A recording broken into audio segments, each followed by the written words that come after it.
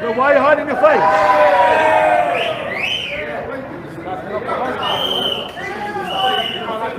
Guys, listen, hit that share button. We've got immigrants going in and that. I'm not going to be nicking for something sticking in there.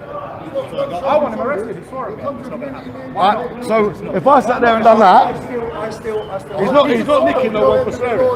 So I'm going to have to swear at you. I can swear at you whenever I want, and you're not going to arrest me. So I can stand here and physically swear at you. He's not swearing jest, swear at you. So, I mean, I can swear at you. He can't nick you for swearing.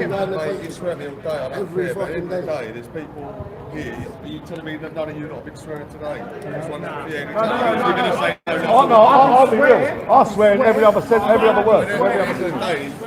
He's got into the hotel and you're not out here intimidating everyone that's going in. You've just sworn that we're just like, let's be adults about it. What's the problem? We want to be able to get on with our life, not worrying about us. I want you to follow me.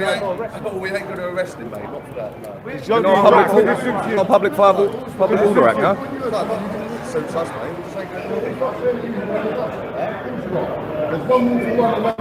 No, there isn't.